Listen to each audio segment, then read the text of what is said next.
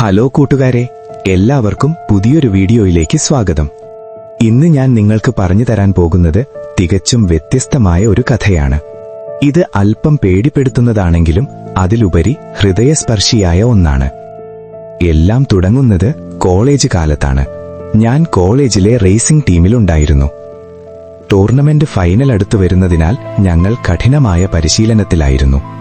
ആ ദിവസം വൈകുന്നേരം എല്ലാവരും പോയി കഴിഞ്ഞിട്ടും 10 റൗണ്ട് കൂടി അധികം ഓടാൻ കോച്ച് എന്നോട് പറഞ്ഞു. പരിശീലനം കഴിഞ്ഞപ്പോഴേക്കും ഞാൻ ശരിക്കും തളർന്നു പോയിരുന്നു. ശരീരം ആകെ വേദനിക്കുന്നു.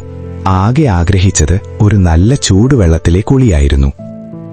ലോക്കർ റൂമിലെ ഷവറിന് താഴെ നിൽക്കുമ്പോൾ സമയം പോകുന്നത് ഞാൻ അറിഞ്ഞില്ല.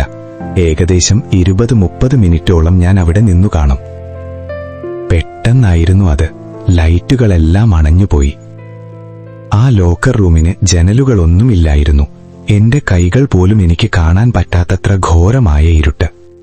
ആരെങ്കിലും അവിടെ ഉണ്ടോ എന്ന് ഞാൻ വിളിച്ചു ചോദിച്ചു. പക്ഷേ മറുപടിയൊന്നും വന്നില്ല. ടീമംഗങ്ങളെല്ലാം നേരത്തെ പോയിരുന്നു. ഞാൻ അവിടെ ഒറ്റയ്ക്കായി. ഇരുട്ടിലൂടെ തപ്പിത്തടഞ്ഞ് എന്റെ ടവലെടുത്ത് ഞാൻ പുറത്തേക്ക് നടക്കാൻ ശ്രമിച്ചു. ഒരിക്കൽ കൂടി ഞാൻ വിളിച്ചു ചോദിച്ചു. പക്ഷേ നിശബ്ദത മാത്രം. പുറത്തേക്കുള്ള വഴി തപ്പുന്നതിനിടയിൽ പെട്ടെന്ന് എന്റെ കാലു തെറ്റി. ഞാൻ തറയിലേക്ക് വല്ലാതെ വീണുപോയി. മുട്ടിന് നല്ല വേദനയുണ്ടായിരുന്നു. എഴുന്നേൽക്കാൻ ശ്രമിച്ചെങ്കിലും എനിക്ക് സാധിച്ചില്ല. ആ ഇരുട്ടിൽ വേദനയോടെ ഞാൻ അവിടെ കുടുങ്ങിപ്പോയി. പരിചിതമായ ഒരു സാന്നിധ്യം. പെട്ടെന്ന് എന്റെ തോളിൽ വളരെ തണുത്ത ഒരു കൈ അമരുന്നത് ഞാൻ അറിഞ്ഞു. ഞാൻ ഞെട്ടിപ്പോയി. ആരാണത് കോച്ച്, ഇത് നിങ്ങളാണോ എന്ന് ഞാൻ ചോദിച്ചു. മറുപടിയൊന്നും ഉണ്ടായില്ല. എന്നാൽ ഇരുട്ടിൽ നിന്ന് ഒരു പെൺകുട്ടിയുടെ ശബ്ദം ഞാൻ കേട്ടു. അവൾ ചെറുതായൊന്ന് ചിരിച്ചു.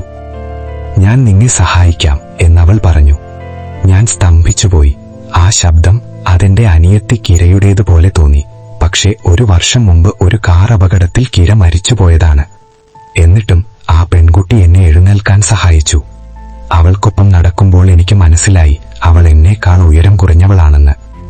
അവൾക്ക് പഴയ ക്രയോൺസിന്റെയും ബബിൾ ഗമ്മിന്റെയും മണമായിരുന്നു, കിരയെപ്പോലെ തന്നെ.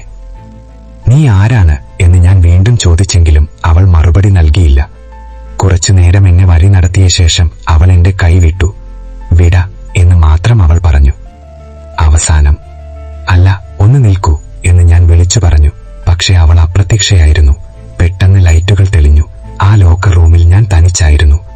ഞാൻ വാതിലിനടുത്തേക്ക് നടക്കുമ്പോൾ കോച്ച് അവിടേക്ക് കയറി വന്നു. എന്റെ കാലിലെ പരിക്കും കണ്ണു നിറഞ്ഞതും കണ്ട് അവർ അമ്പരന്നു. കാലിന് നല്ല വേദനയുണ്ട് എന്ന് മാത്രം എനിക്ക് അവരോട് പറയാൻ കഴിഞ്ഞുള്ളൂ. മരിച്ചുപോയ നമ്മുടെ പ്രിയപ്പെട്ടവർ നമ്മെ സഹായിക്കാൻ ഇപ്പോഴും വരുമെന്നത് വിശ്വസിക്കാൻ പ്രയാസമുള്ള കാര്യമാണല്ലേ. എന്നാൽ ഒരു ചോദ്യം കൂടി ബാക്കിയുണ്ട്. നല്ലവർക്ക് ഇങ്ങനെ വരാമെങ്കിൽ മോശപ്പെട്ടവരും ഇതുപോലെ വരുമോ? നിങ്ങളുടെ അഭിപ്രായങ്ങൾ കമന്റ് ചെയ്യുക. നിങ്ങൾക്ക് ഇതുപോലെ എന്തെങ്കിലും അനുഭവം ഉണ്ടായിട്ടുണ്ടോ? അടുത്ത വീഡിയോയിൽ പുതിയൊരു കഥയുമായി കാണാം. ബൈ.